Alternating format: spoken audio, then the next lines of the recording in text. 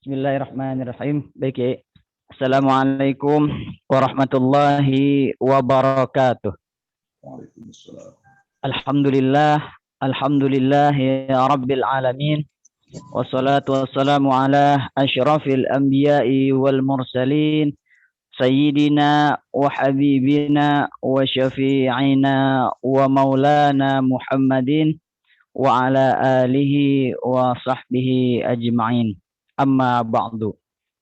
Para hadirin, ya para penghuni Wisma Atlet, bapak-bapak, ibu-ibu yang dirahmati Allah Subhanahu wa taala. Pertama-tama marilah kita panjatkan segala puji syukur kita kehadirat Allah Subhanahu wa taala yang telah memberikan berbagai macam nikmat kepada kita. Di antaranya adalah nikmat panjang umur serta juga nikmat sehat dan walafiat, juga serta nikmat iman dan Islam, dan juga taufik serta hidayah. Sehingga dengan nikmat-nikmat tersebut alhamdulillah kita kembali bisa berkumpul ya di hari yang mulia ini, di hari Jumat ini, dalam rangka melaksanakan rutinitas kita setiap hari Jumat di Wisma Atlet, yaitu melaksanakan kajian Jumat Berkah yang insya Allah hari ini ya hari Jumat tanggal 15 Rajab 1442 Hijriah atau tanggal 26 Februari 2021 yang akan membawakan menyampaikan kajian Jumat Berkah hari ini adalah guru kita Al-Mukarram Dr. Kiai Haji Agus Wahyudin MA dengan judul 4 karakter kebaikan pada diri manusia. Sebelum kita memasuki acara, ya perkenalkan saya Ahmad Roziki sebagai moderator, dan juga guru kita adalah Dr. Kiai Haji Agus Wahyudin MA yang aktif di berbagai instansi dan juga universitas. Beliau akan menyampaikan kajian yaitu dengan judul 4 karakter kebaikan pada diri manusia.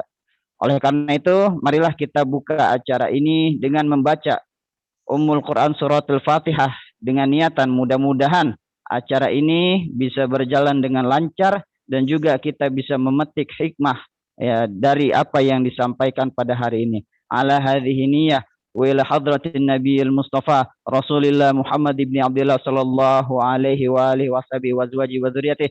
Al-Fatihah. A'udzu billahi minasy syaithanir rajim.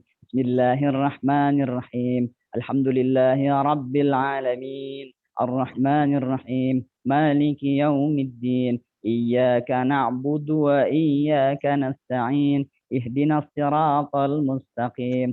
Siratal ladzina an'amta 'alaihim ghairil maghdubi 'alaihim waladdallin. Amin. Alhamdulillah, dengan dibukanya acara pada hari ini, marilah kita lanjutkan dengan ya acara yang selanjutnya, yaitu penyampaian kajian Jumat Berkah kepada guru kita Al-Mukarram Dr. Kiai Haji Agus Wahyudin MA. Dipersilahkan. Assalamualaikum warahmatullahi wabarakatuh. Waalaikumsalam warahmatullahi wabarakatuh. Alhamdulillahil hadi liman yasha'u bifadlih, al-mudillu liman yasha'u bi'adlih, wassalatu wassalamu ala man la nabiyya min ba'dih, sayyidina wa syafi'ina wa maulana Muhammadin wa ala alihi wa sahbihi. Wa ba'du fayaqulullahu subhanahu wa ta'ala fi muhkamit tanzilih wa huwa a'lamu bi muradih. Qalu subhanaka la ilma lana illa ma 'allamtana innaka antal alimul hakim. Sadaqallahul azim wa qad balagha rasuluhun nabiyul habibul karim wa nahnu 'ala dzalika minasy syahidin wasyakirin walhamdulillahi rabbil alamin. Saudara-saudaraku kaum muslimin wal muslimat, penghuni Wisma Atlet dan seluruh jamaah yang live menyaksikan acara ini, dalam tuntunan kajian Jumat Berkah Wisma Atlet Provinsi DKI Jakarta yang selalu diberkahi, dirahmati, dimuliakan, dan diridhoi Allah Subhanahu wa Ta'ala. Pujian syukur yang teramat dalam kita sampaikan kepada Allah Rabbul Jalil yang telah banyak menganugerahkan nikmat kepada kita. Dari nikmat yang terkecil sampai nikmat yang besar, terkhusus nikmatul iman wal Islam. Nikmat yang dapat menghantarkan diri kita selamat dunia dan akhirat. Keberadaan nikmat iman Islam itulah yang sesungguhnya membuat bahagia manusia, menjadikan manusia sukses dunia dan akhiratnya. Tanpa ada dasar kenikmatan iman wal Islam itu, maka sesungguhnya manusia itu hina di sisi Allah. Hina bahkan di mata manusia, orang-orang yang beriman. Nah karena itu saudaraku, beruntung dan bersyukurlah manakala nikmat iman Islam itu terpatri dalam hati kita. Dalam bahasa hadis disebutkan bahwa kedua nikmat itu masuk dalam klasifikasi nikmat yang amat agung, nikmat yang amat besar, an-ni'amul a'zam. Tidak ada kenikmatan yang paling agung kecuali nikmat iman Islam. Dikala manusia ada nikmat iman Islam, di saat Allah menguji mereka dengan berbagai macam cobaan, maka iman Islam itu yang berbicara. Sehingga tidak ada sesuatu yang diujikan Allah bagi orang-orang yang memiliki nikmat iman Islam itu menganggap bahwa itu adalah hina. Tapi justru itu adalah sebuah kenikmatan dan rahmat dari Allah. Mereka selalu husnudzon kepada Allah. Sekalipun mereka diberikan berbagai macam penyakit-penyakit. Dan penyakit itu bukan suatu kehinaan bagi siapapun, terutama bagi orang-orang beriman. Ketika Allah datangkan musibah berupa penyakit misalnya, itu bukan hinaan. Itu bukan celaan. Bahkan itu bukan sesuatu yang amat sangat menakutkan. Bukankah Nabi Allah Ayub alaihissalam, beliau seorang nabi yang amat sangat taat kepada Allah. Beliau seorang nabi yang benar-benar diuji oleh Allah dengan berbagai macam cobaan. Dari mulai perusahaannya hancur, ternaknya hancur, anak-anaknya diwafatkan dalam seketika, bahkan sampai dirinya didatangkan penyakit. Tapi tetap yang keluar dari lisan Nabi Allah Ayub alaihissalam ucapan Alhamdulillah wa inna lillah wa inna ilaihi raji'un. Ucapan kalimat Alhamdulillah bentuk syukur. Mengapa? Karena Nabi Allah Ayub mengakui bahwa setiap yang datang dari Allah, setiap sesuatu yang diujikan Allah bagi hamba-hamba yang beriman adalah sebuah kenikmatan, adalah sebuah rahmat yang Allah hantarkan pada dirinya. Karena itu saudaraku yang dirahmati Allah, orang beriman selalu mantap melihat sesuatu yang didatangkan oleh Allah. Sekalipun banyak orang menganggap itu adalah hinaan, tapi bagi mereka itu adalah bukan hinaan. Saudaraku yang dirahmati Allah, Allah Subhanahu wa Ta'ala menguji manusia dengan berbagai macam ujian. Macam-macam bentuk ujian bagi manusia yang akan diangkat derajat keimanannya oleh Allah Subhanahu wa Ta'ala.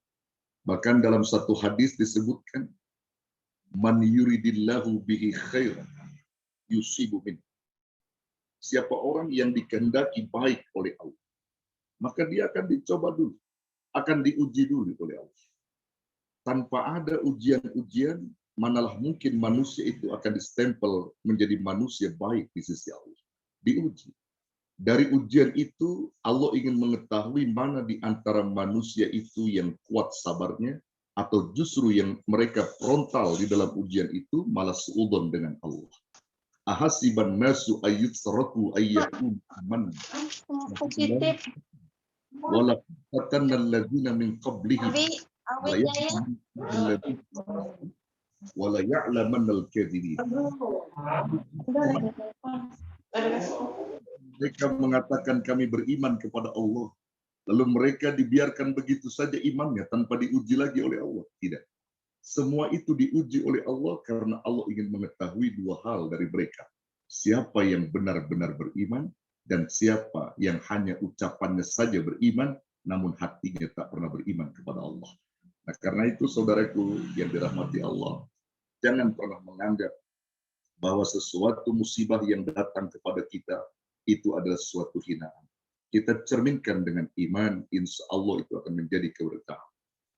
Karena itu, saudaraku, orang-orang yang beriman kepada Allah dan Rasul, ada karakter-karakter kebaikan yang ditumbuhkan oleh Allah di dalam hati mereka.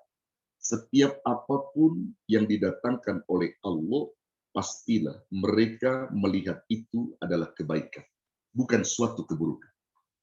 Apapun itu. Karena setiap sesuatu itu sudah qadarullah, yang sudah ditentukan oleh Allah. Sehingga tidak ada bagi mereka mencela keputusan Allah. Tidak ada bagi mereka menghina keputusan Allah. Orang-orang yang beriman memiliki karakter kebaikan yang selalu ia kembalikan kepada Allah. Nabi Shallallahu Alaihi Wasallam mengajarkan kita dalam bentuk doa yang sering kita baca doanya. Setiap kita selesai sholat, kita sering membaca Allahumma la mani'a lima a'taita wa la mu'tiya lima mana'ta wa la radda lima qadaita wa la yanfa'u dal jaddi minkal jaddi. Ya Allah, tidak ada yang dapat menghalangi terhadap sesuatu yang telah Engkau beri, dan tidak ada sesuatu yang dapat memberi terhadap sesuatu yang Kau halang, dan tidak ada sesuatu yang dapat ditolak pada sesuatu yang sudah Engkau tentukan. Jadi apapun yang sudah ditentukan oleh Allah, diberikan oleh Allah, mau tidak mau, jelek baiknya, jelek buruknya, sedikit banyaknya, orang-orang beriman selalu bersyukur. Sami'na wa ata'na. Kami taat pemberian Allah itu. Orang beriman melihat semua yang diujikan oleh Allah. Karena itu, setiap sesuatu yang didatangkan itu adalah kebaikan dari Allah Subhanahu wa Ta'ala. Cinta yang ditunjukkan Allah kepada orang beriman di dalam menikmati suatu kebaikan, dan apapun yang didatangkan oleh Allah adalah muhibbun bil khair. Mereka selalu mencintai terhadap kebaikan-kebaikan yang diperintah itu. Mereka cinta dan senang pada kebaikan. Diawali dengan rasa cinta yang mendalam terhadap kebaikan itu, sehingga menghantarkan diri orang beriman itu pada karakter yang kedua yang disebut dengan mukhlisun bil khair. Mereka selalu ikhlas, menerima, ridho terhadap kebaikan yang diperintahkan itu. Di saat Allah perintahkan sholat, perintahkan puasa adalah sesuatu kebaikan, mereka ikhlas, mereka senang, mereka cinta. Dan orang-orang yang telah melaksanakan apa yang diperintah Allah dengan ketulusan hatinya, maka yakinlah itu akan membawa kebaikan-kebaikan yang diberikan Allah. Jadi karakter pertama yang ditumbuhkan Allah bagi orang beriman itu adalah muhibbun bil khair, mukhlisun bil khair. Yang kedua, ikhlas di dalam menerima suatu kebaikan. Jika sudah ditumbuhkan dua karakter ini, saudara, maka dengan sendirinya karakter yang ketiga akan mengikutinya. Apa itu? Karakter yang ketiga adalah syauqun bil khair. Mereka selalu rindu dan rindu terhadap kebaikan. Kebaikan apapun yang dijadikan Allah dan Rasulnya itu, mereka selalu merindukan. Jadi kalau mereka telah melakukan satu kebaikan ini, maka dia akan rindu dengan kebaikan yang lain. Fa'idha fansab. Maka apabila kamu telah selesai dalam urusan kebaikan, maka lakukan kebaikan berikutnya. Mereka selalu rindu terhadap kebaikan-kebaikan berikutnya. Syauqun bil khair. Dan yang terakhir, karakter yang ditumbuhkan Allah, dan ini yang dapat menyelamatkan diri manusia dari dunia sampai akhirat, yang disebut dengan daimun bil khair, mereka terus continuous, mudawamah di dalam melakukan kebaikan-kebaikan yang diperintah oleh Allah. Wa'bud rabbaka hatta ya'tiyakal yakin. Terus sembah Tuhanmu, Allah Rabbul Jalil, hingga datang kematian. Sampai ajal menyebutnya. Jadi kebaikan itu tidak akan pernah sirna dalam hidup mereka sebelum mereka dipanggil oleh Allah. Jadi apapun yang diperintah Allah, apapun yang dilarang oleh Allah, yang diperintah mereka lakukan, yang dilarang mereka jauhkan dengan sejauh-jauhnya. Begitu 4 karakter yang ditumbuhkan oleh Allah kepada orang-orang yang beriman, yang mengakui Allah sebagai Tuhannya, Rasul sebagai nabinya, dan Al-Quran sebagai kitab suci. Saudara-saudaraku yang dirahmati Allah, terkadang manusia seringkali melihat sesuatu yang enak-enak dipandang mata itu adalah suatu kenikmatan, padahal belum tentu. Dan sesuatu yang banyak mereka tidak sukai adalah sesuatu yang buruk. Sesuatu yang enak itu adalah sesuatu yang baik bagi mereka. Padahal tidak seperti itu, sudah. Boleh jadi sesuatu yang enak bagi mereka itu adalah sesuatu yang buruk. Dan sesuatu yang mereka pandang buruk itu adalah sesuatu yang nikmat dan lezat dari Allah Subhanahu wa Ta'ala. Di dalam Al-Quranul Karim, surah Al-Baqarah ayat 216, Allah Subhanahu wa Ta'ala menyebutkan dan berfirman di situ. Wa asa an takrahu syai'aw wa huwa khairul lakum. Dan boleh jadi apa yang kamu tidak sukai, apa yang kamu benci, padahal itu adalah sesuatu yang baik bagi kamu. Sebut saja misalnya, siapa orang yang mau sakit? Nggak ada orang yang mau sakit, saudara. Siapapun itu. Tapi ketika sakit itu mereka menganggap adalah sebuah kenikmatan yang datang dari Allah, itu adalah suatu baik. Tapi umumnya manusia menganggap bahwa sakit, musibah-musibah terjadi pada diri mereka, maka mereka menganggap itu sesuatu yang tidak enak. Tapi orang beriman tidak menganggap itu adalah sesuatu yang tidak enak. Ini sesuatu yang nikmat yang didatangkan oleh Allah, karena ini adalah kebaikan. Setiap sesuatu yang didatangkan pasti ada hikmah. Dan banyak pelajaran-pelajaran yang dijumpai. Bahkan ada perubahan-perubahan pada diri orang-orang yang beriman di saat sesuatu itu didatangkan oleh Allah. Dia selalu berpikir jernih tentang Allah.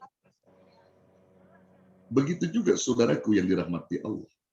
Wa asa an tuhibbu. Boleh jadi sesuatu yang mereka cintai adalah sesuatu yang buruk bagi mereka. Wa huwa syarrul lakum. Wa asa an tuhibbu syai'an wa huwa syarrul lakum. Dan boleh jadi sesuatu yang mereka senangi, yang mereka cintai, padahal itu adalah sesuatu yang buruk bagi mereka. Contohnya misal, dia senang dengan harta benda, ya, dia senang dengan mobil mewah, ya. Menurut mereka itu adalah baik, padahal belum tentu itu adalah suatu kebaikan. Boleh jadi juga ketika itu mereka didatangkan harta yang melimpah, mobil yang mewah misalnya begitu, tapi menyebabkan hati mereka lalai kepada Allah. Menyebabkan hati mereka jauh dari Allah Subhanahu wa Ta'ala. Boleh jadi kenikmatan yang mereka anggap itu adalah suatu kenikmatan, itu bentuknya adalah istidraj yang diberikan Allah Subhanahu wa Ta'ala. Orang beriman selalu menganggap bahwa sedikit dan banyak yang diberikan, tetap mereka syukuri ini suatu kenikmatan, dan tidak pernah menganggap sesuatu yang datang dari Allah itu adalah kejelekan. Sekali lagi saya katakan, orang-orang beriman tidak pernah menganggap sesuatu yang didatangkan oleh Allah itu adalah suatu kejelekan sehingga menghina Allah. Tidak. Wallahu ya'lamu wa antum la ta'lamun. Allah itu mengetahui dan kamu tidak pernah mengetahui. Begitulah orang-orang yang beriman di dalam menyikapi kebaikan. Potensi karakter baik ada pada diri setiap manusia. Karena fitrahnya sudah ada. Tinggal bagaimana kita melakukan dan bersikap terhadap apa yang telah Allah takdirkan kepada kita. Insya Allah, kalau kita menganggap itu semua adalah kebaikan yang datang dari Allah, akan jadi sebuah kenikmatan, saudara. Ada hadis sahih menyebutkan, kata Nabi, kalimat husnudon dan suudzon di dalam kehidupan manusia itu seringkali terjadi. Hanya saja banyak manusia selalu berbaik sangka hanya pada dirinya saja, tapi dia tidak pernah berbaik sangka dengan orang. Tetapi justru manusia buruk sangka yang lebih banyak pada orang dan baik sangka yang banyak pada dirinya. Padahal itu sesuatu yang dilarang. Buruk sangka lebih harus pada orang lain, jangan pada diri kita. Baik sangka kepada orang lain harus baik sangka. Namun buruk sangka jangan sampai terjadi pada orang lain, saudara. Karena kalau buruk sangka terjadi pada orang lain, sebentar saudara, ada yang telepon, kakak, jangan Bang Faiz, tunggu sebentar, lagi Zoom meeting.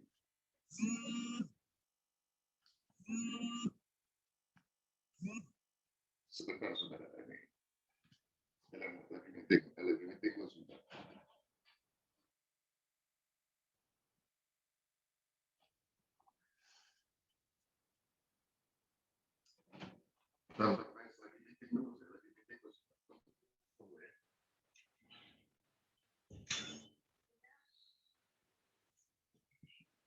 Ya, maaf saudara, ada yang telepon ya.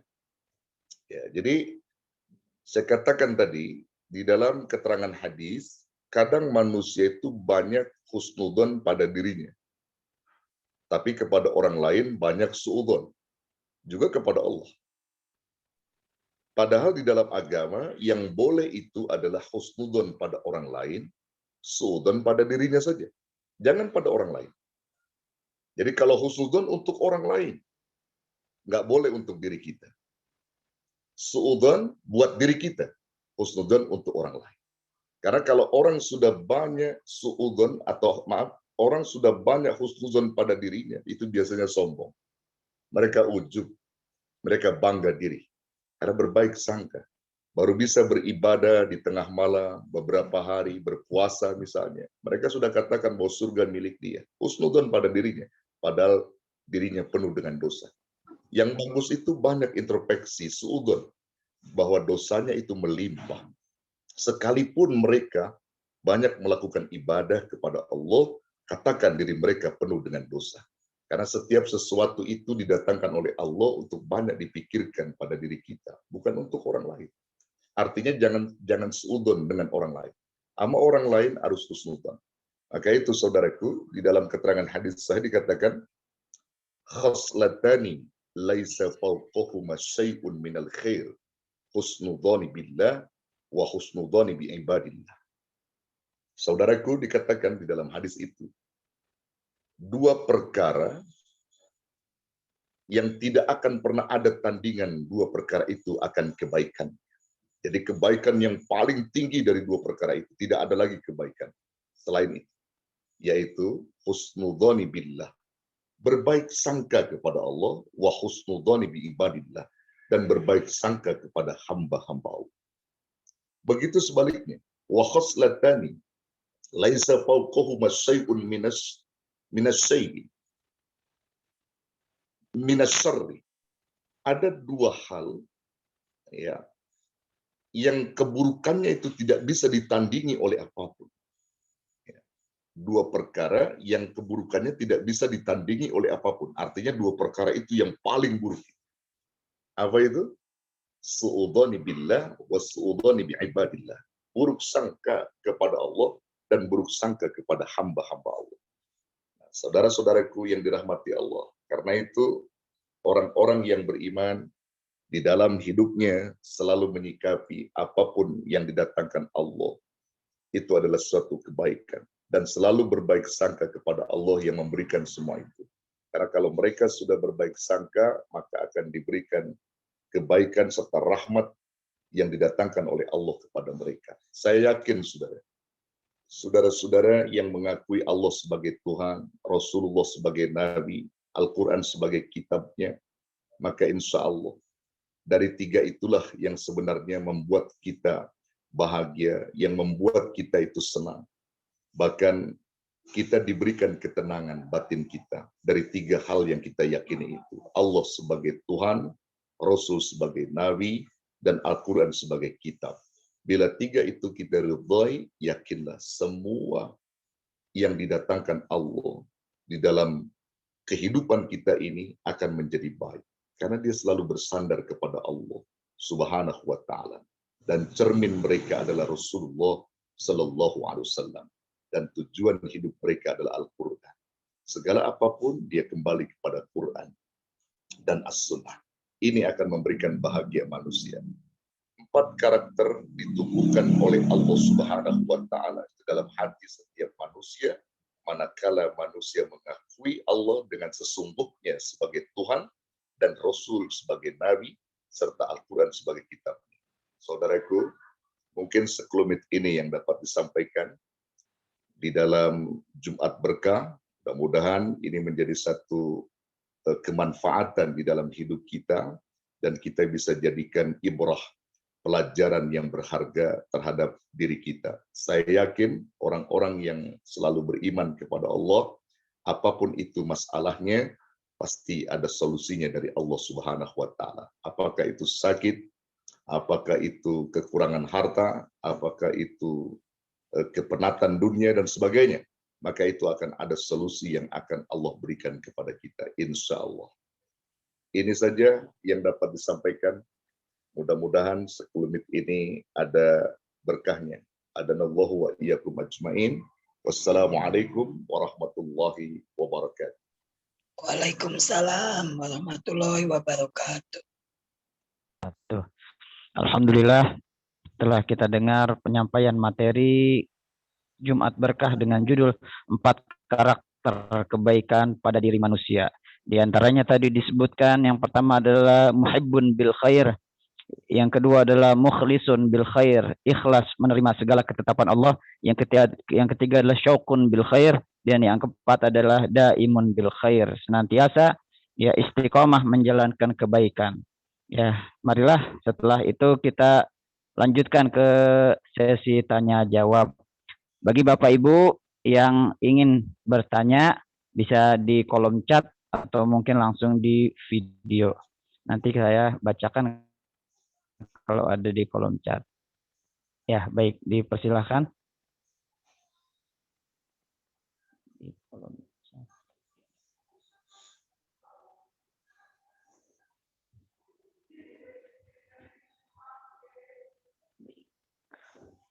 Ya, boleh juga terkait ya di luar materi ya. Ya, Ki, boleh ya. Nah, ini terkait permasalahan ya, mungkin ada unek-unek atau keluhan apa yang ingin ditanyakan, ya berhubung ada narasumber kita. Insya Allah ya beliau ini sangat kompeten di bidangnya, insya Allah. Ya, kita lihat chat.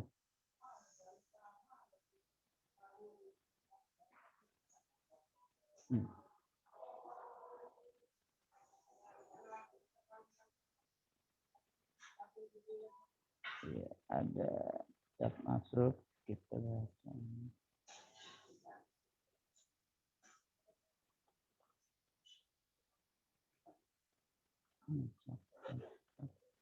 Ya, ada chat masuk. Oh, belum, kirain mau bertanya. Iya, baik, silakan, dipersilakan bagi yang ingin bertanya terkait ya masalah agama ataupun ya di luar tema tadi disampaikan sangat luar biasa, bahwasanya apa yang kita anggap baik belum tentu itu menurut Allah baik. Ya, jadi sesuatu yang kita bilang nikmat itu dipandang buruk oleh Allah Subhanahu wa Ta'ala. Baik. Ya, Pak, bertanya, Pak. Ya, silakan Ibu. Ya, terima kasih. Bismillahirrahmanirrahim. Assalamualaikum warahmatullahi wabarakatuh. Berkaitan topik yang disampaikan tadi memang bagus, Pak. Memang tahap-tahapnya kita sebagai bersyukur ya, kita terlahir dari keluarga-keluarga yang beriman, sehingga kita betul-betul ingin menjadi beriman secara kafah. Tapi untuk itu tidak mudah, karena apalagi kita di Indonesia banyak hal-hal yang pertama, amalan-amalan kita ini di samping kita harus berdasarkan Al-Quran dan Sunnah, tapi kita kan ada pengaruh budaya-budaya lokal, Pak. Budaya lokal yang dari kecil kita itu sudah terbiasa. Tapi kita tidak tahu setelah besar kita rasa, tapi untuk merubah itu ya sebetulnya sangat sulit juga, karena dari keluarga saya kebetulan dari Sumatera Barat, dari Minang, ada hal-hal yang saya lihat dulu dari kecil, misalnya ada amalan-amalan suka yang bakar kemenyan, kalau mau berdoa hari mau puasa baru pakai itu berdoa, kemudian ziarah kubur, hal-hal itu kan ada beberapa hadis yang kadang-kadang kita saya jadi karena bingung apakah memang itu hadis-hadis itu kadang apa sahih atau tidak. Jadi kadang banyak amalan-amalan yang lokal dan yang kita tidak tahu apakah itu sesuai dengan ajaran agama, sehingga kita tingkat keislaman kita jadi apa ya, mungkin jadi rancu. Apalagi kalau di Jawa ini banyak hal-hal budaya-budaya lokal ya, misalnya dalam kelahiran, orang hamil, apa itu kan itu banyak hal-hal yang kadang-kadang kita tidak tahu sumbernya. Barangkali hal-hal ini Pak, bagaimana caranya kita betul tahu bahwa budaya-budaya lokal itu yang seirama dengan agama kita, sehingga kita tidak salah kaprah dalam. Kemudian kondisi sekarang kan memang banyak godaan ya Pak, yang kita tidak tahu bahwa untuk menjadi orang tingkat muttaqin, mukhlisin itu ya banyak dalam pekerjaan-pekerjaan kita ya aturan-aturan yang berubah-ubah, sehingga kadang-kadang ada terjadi manipulasi atau apa ya, kadang-kadang tidak disadari itu menjadi terbiasa aja. Ini barangkali bagaimana Pak untuk kita tidak terjerumus pada hal-hal seperti itu, seperti terjerumus pada pekerjaan-pekerjaan mendekati ciri-ciri orang munafik. Nah, itu aja Pak. Terima kasih. Assalamualaikum warahmatullahi wabarakatuh. Waalaikumsalam. Ya, poinnya sudah ditangkap. Ya, bisa langsung Kiai, silakan. Baik Ibu yang dirahmati Allah, terima kasih, pertanyaannya bagus sekali. Budaya lokal sepanjang tidak bertentangan dengan Al-Quran dan As-Sunnah tidak masalah.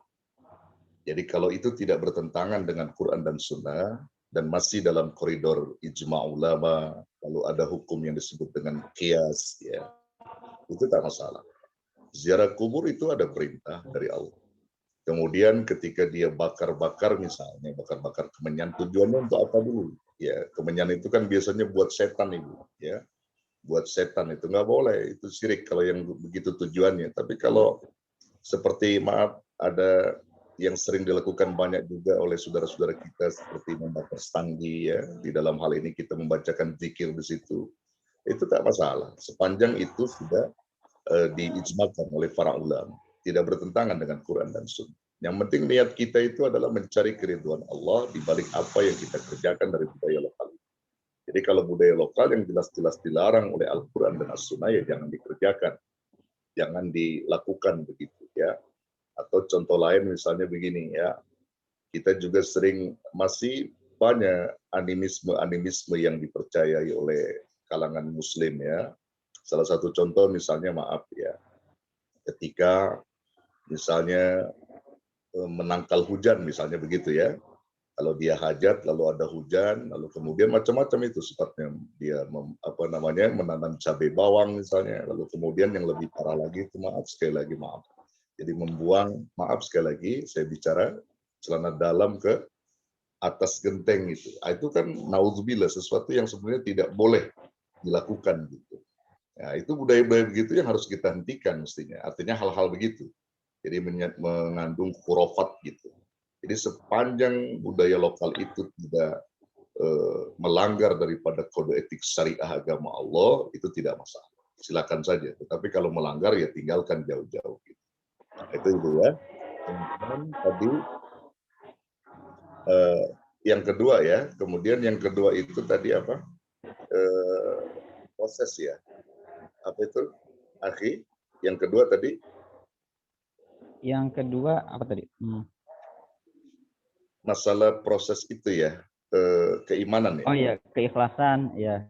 Baik. Iya, memang dalam hal ini Ibu semua punya proses. Ya memang harus ada proses, tidak langsung jadi seperti itu, ada proses. Kalau bahasa agama itu ada riyadhah, ada latihan dulu untuk ke arah itu. Ada riyadhah, latihan ke arah itu untuk bisa jenjang ikhlas. Itu nggak mungkin sekaligus, ada riyadhahnya, ada latihannya.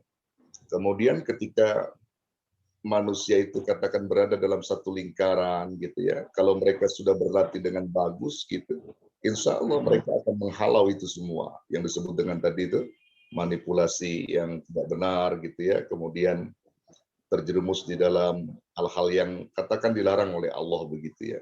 Kalau mereka paham itu, sudah banyak riyadhahnya, saya yakin itu dengan sendirinya akan dipentalkan oleh mereka gitu, dengan sendirinya, dan iman yang menjawab itu.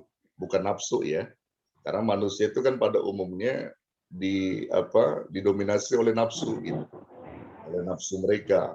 Inna nafsa la'ammaratum bisu'i itu. Semuanya nafsu itu selalu cenderung mengajak manusia untuk berbuat jahat. Jadi sesuatu kejahatan itu selalu indah bagi mereka gitu. Tapi kalau orang-orang yang beriman, insya Allah dia akan jauhkan itu. Itu ya akhirnya. Ya alhamdulillah Kiai. Terima kasih jawabannya Kiai. Ada pertanyaan lagi? Pak Kiai, ada yang bilang penyakit itu sebagai penghapus dosa. Mohon pencerahannya tentang hal ini. Terima kasih. Iya, betul sekali. Itu dalam hadis ya. Ketika orang beriman itu sabar menerima penyakit yang didatangkan Allah, insya Allah sabar di dalam menerima penyakit itu akan menggugur dosa gitu.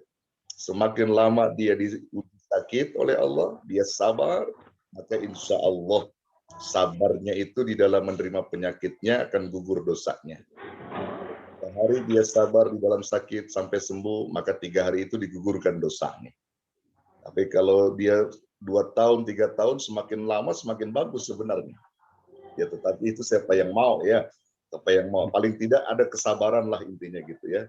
Ada kesabaran di balik itu semua. Ya, baik. Begitu, Kiai. Ada pertanyaan lagi nih. Assalamualaikum Kiai, ingin bertanya, ada masalah dan ujian yang datang kepada kita terus-menerus sampai kita mengeluh dan putus asa. Bagaimana sikap kita menanggapinya dan apa yang harus dilakukan? Terima kasih. Ya. Baik.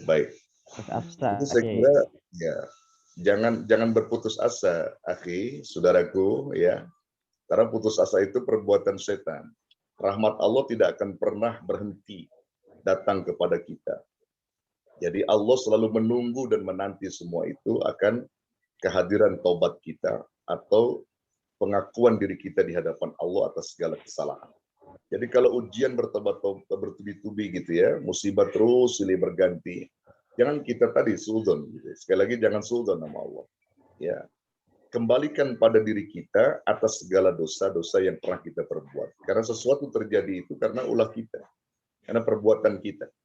Maka seringkali saya sampaikan di mimbar-mimbar YouTube saya itu ya, saya katakan solusi di balik itu semua banyak istighfar saja. Banyak istighfar, astagfirullahaladzim, astagfirullahaladzim, astagfirullahaladzim. Itu akan memberikan solusi terbaik. Jadi musibah itu akan hilang dengan sendirinya karena kita mengakui tentang kesalahan kita. Nah, itu saya kira kecerdasan orang-orang beriman ya. Jadi kalau setiap masalah terjadi dia nggak nyalakan orang. Fala yalumanna illa nafsah. Tidak pernah dia salahkan orang kecuali dirinya sendiri. Itu yang bagus. Karena kalau dia bisa menyalahkan dirinya sendiri, insya Allah. Punya anak misalnya, anak itu katakan melawan dengan dia. Jangan lantas kita salahkan anak kita. Kita istighfar, astagfirullahaladzim. Ya Allah, ini kesalahanku. Aku tidak bisa mendidik anak sehingga dia seperti ini. Istighfar kepada Allah, dikembalikan itu. Maka insya Allah di balik itu ada solusi yang Allah berikan. Itu yang terbaik ya. Itu yang terbaik dalam pandangan agama. Jadi jangan berputus asa.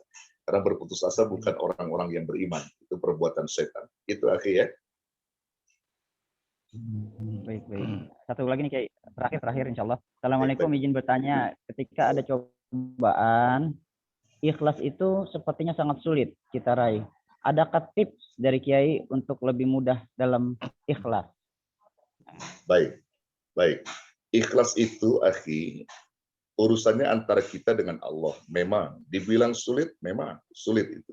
Tapi kembali lagi tadi yang saya bilang, tanpa ada riyadhah, latihan yang mendasar di balik itu, nggak akan pernah mungkin bisa. Jadi kalau sekarang hari ini misalnya Anda diuji dengan Allah, ya lalu kemudian Anda tidak ikhlas, itu wajar, sangat wajar sebagai proses latihan. Terus sabar, dikit, lama-lama insya Allah ketika itu akan hadir dengan sendirinya.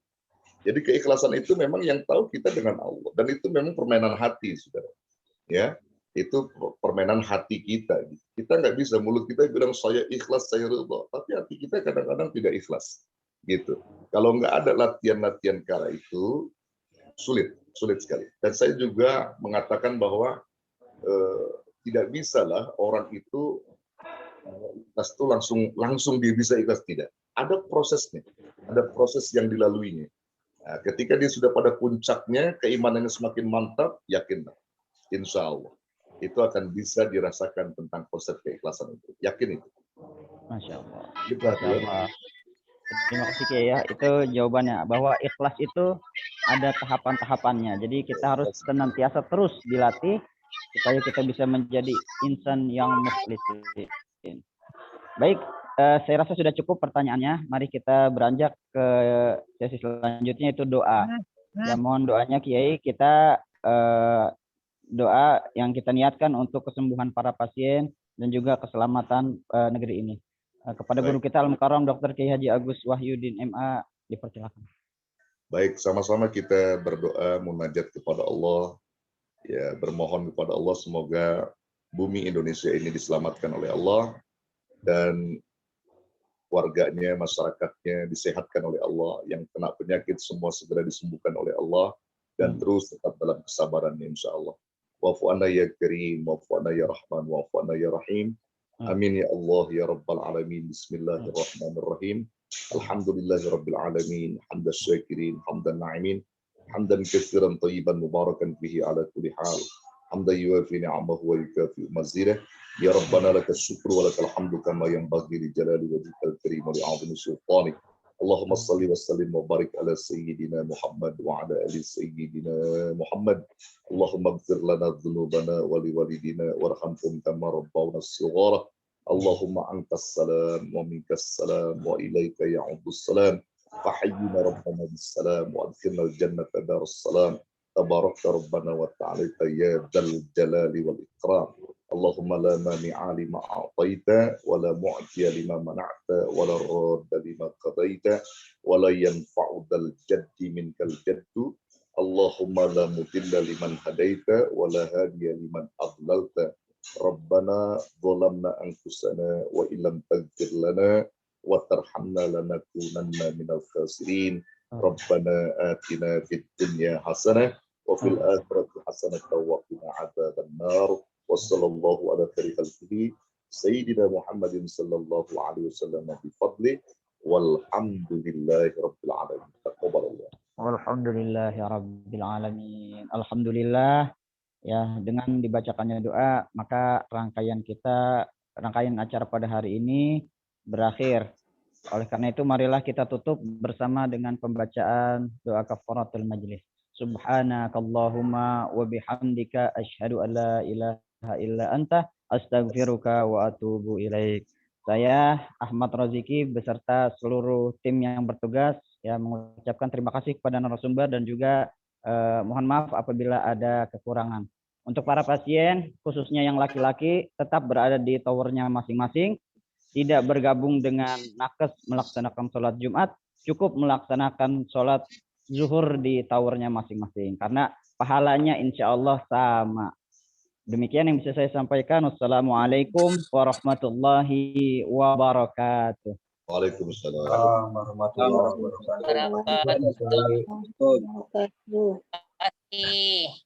Alhamdulillah. Sama-sama. Tausiahnya mudah-mudahan bisa diamalkan. Amin ya Allah.